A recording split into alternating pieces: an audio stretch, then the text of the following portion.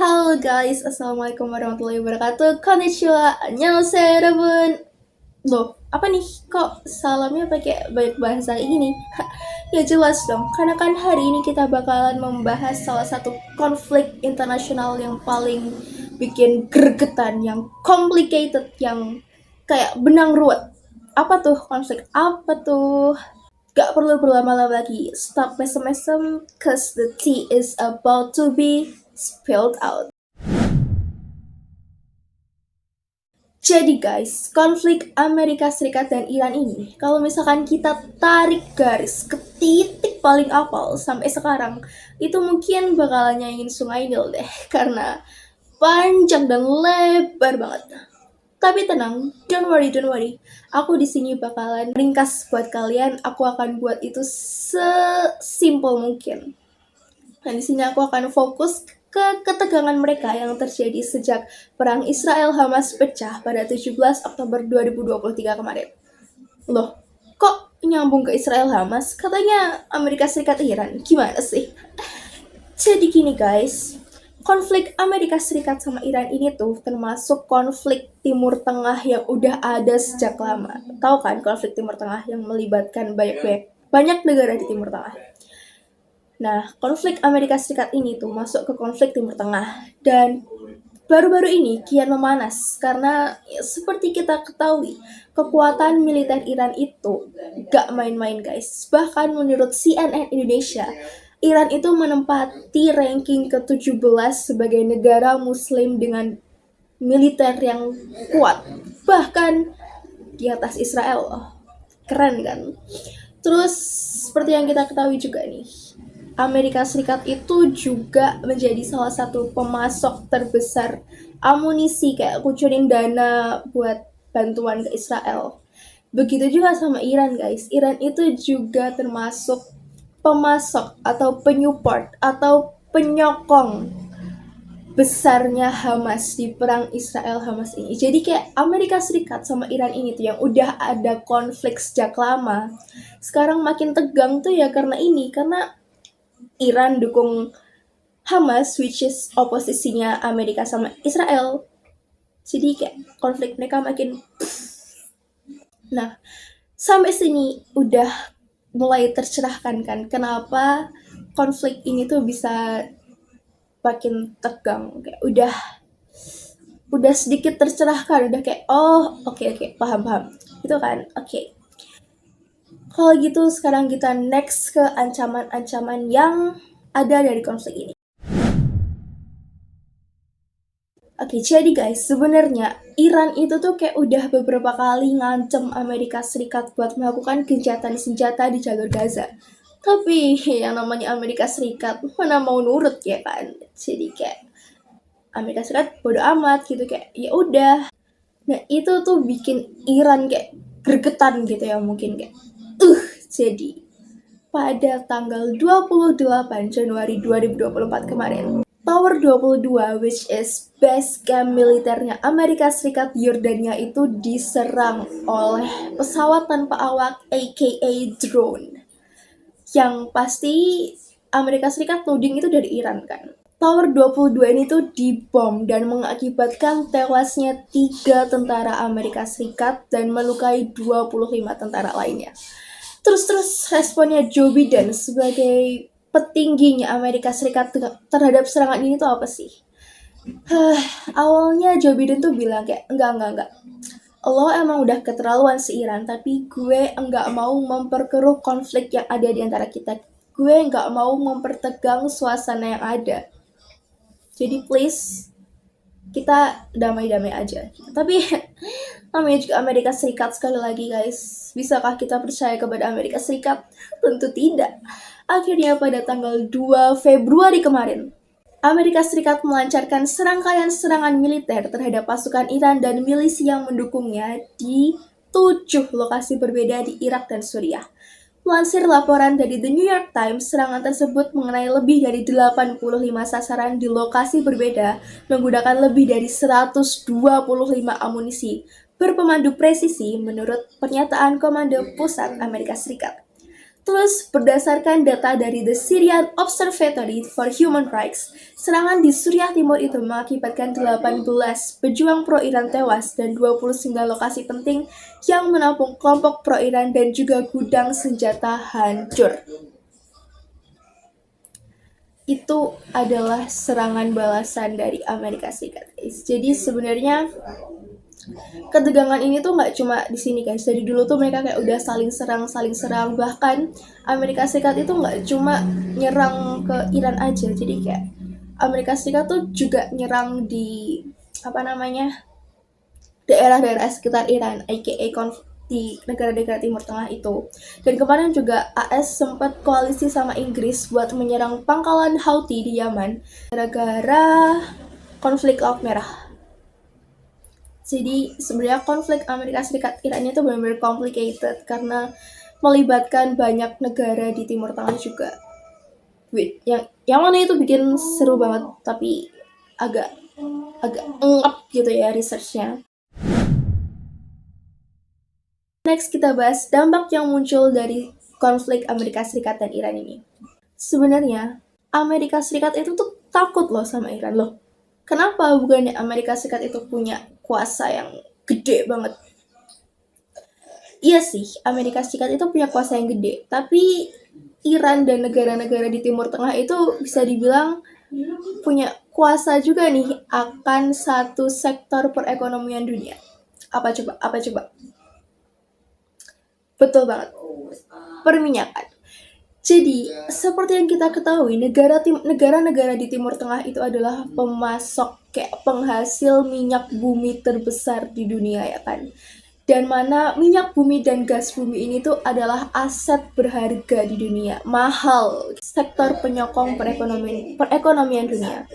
Jadi kalau misalkan Amerika Serikat itu berani buat nyerang Iran, bisa jadi dampaknya adalah ke perekonomian dunia. Dikutip dari Chief of Economics CNBC Indonesia, Anggito mengatakan yang menjadi kekhawatiran bahwa lonjakan harga minyak lainnya akan menekan Federal Reserve dan bank sentral lainnya untuk tetap menaikkan suku bunga, yang tentu menjadi kontraproduktif bagi perkembangan ekonomi global. Mengenai kecenderungan harga energi dan pangan global, sekarang kita menghadapi dua front, yaitu Rusia versus Ukraina dan konflik Timur Tengah. Jadi, alasan Amerika Serikat gak mau terlibat perang utuh dengan Iran tuh ya karena bisa dibilang Timur Tengah ini megang kuasa atas perekonomian dunia, guys.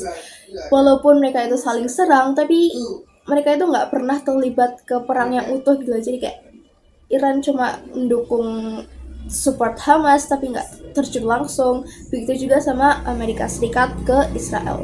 Nah, Gedung Putih itu juga udah aware sama ini, guys. Itulah kenapa mereka enggan melancarkan serangan langsung ke Iran, karena mereka tahu kalau misalkan Iran bakal ngasih balasan yang setimpal atau bahkan menutup akses Selat Hormuz yang menjadi jalur aliran 20% minyak dan gas dunia.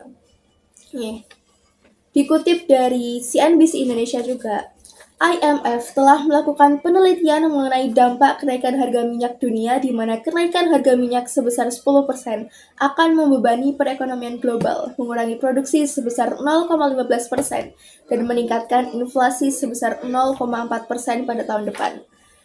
Jadi ini tuh dampak yang ada itu gak cuma bisa dirasain buat negara-negara Timur Tengah doang atau koalisinya Amerika Serikat doang, tapi seluruh dunia, bahkan Indonesia juga bisa kena dampaknya loh, guys. Oke, gimana setelah mendengar penjelasanku tentang konflik ini?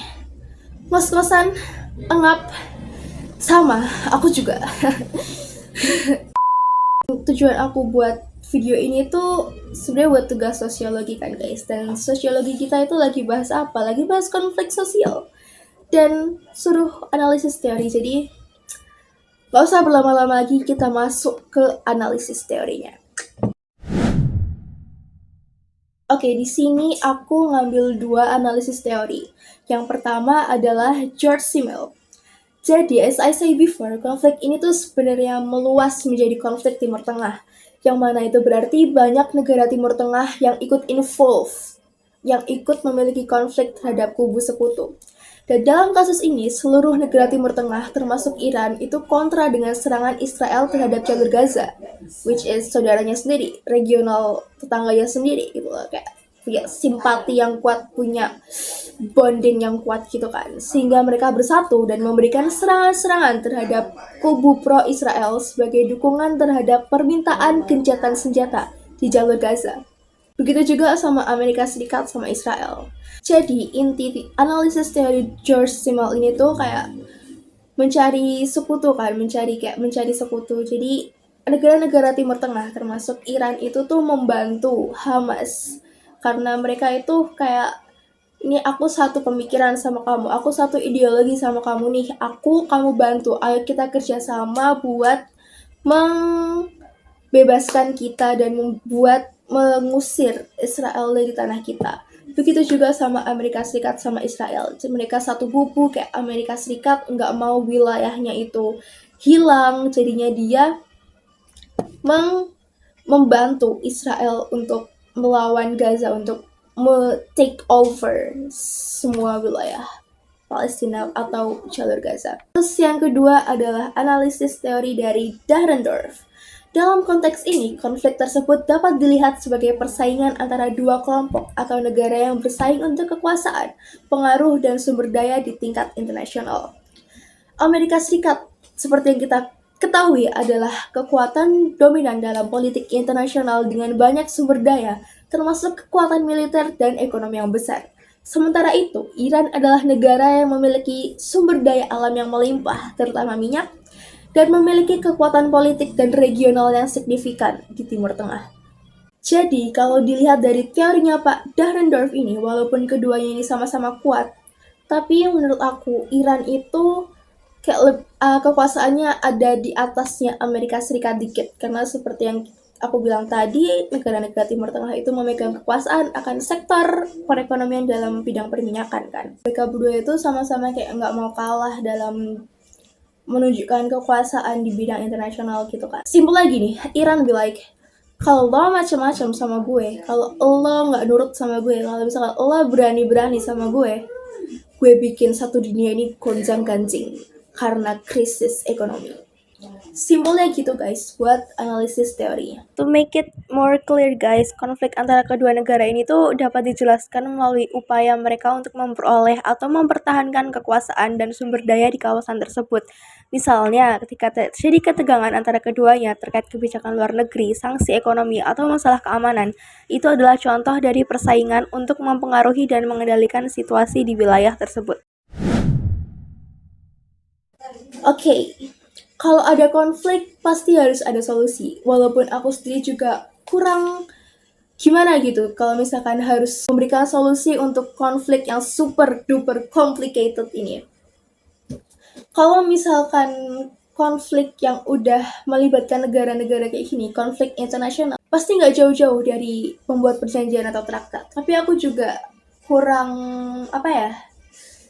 yakin juga kalau itu bakalan berhasil. Karena ini konflik itu udah ada dari lama banget dan itu sangat-sangat complicated. Jadi mungkin kalau misalkan diadakan perjanjian pun, aku nggak yakin itu bakalan bisa benar-benar meredam mereka.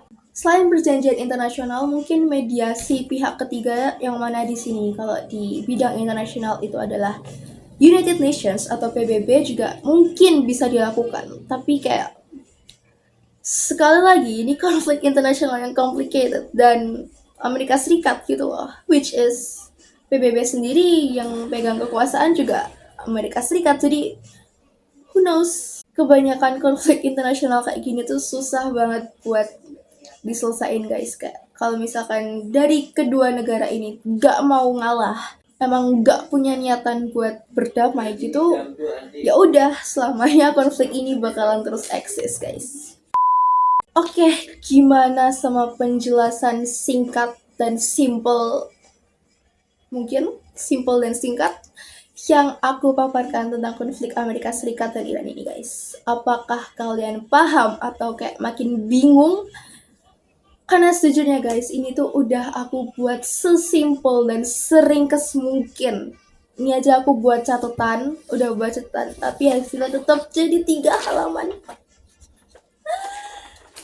Pusing banget nge-researchnya dan nulis narasinya dan menjelaskannya juga belibet banget, tapi aku harap ini bakalan bisa membantu kalian memahami konflik internasional yang sedang terjadi ini dan aware terhadap World War III. Oke, guys.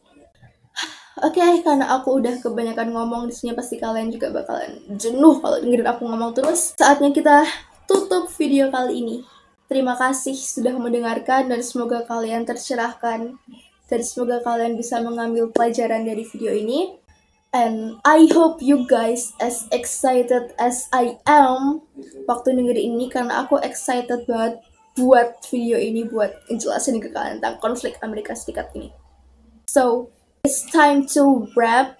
See you in other chance. Bye. Annyeong. Bye.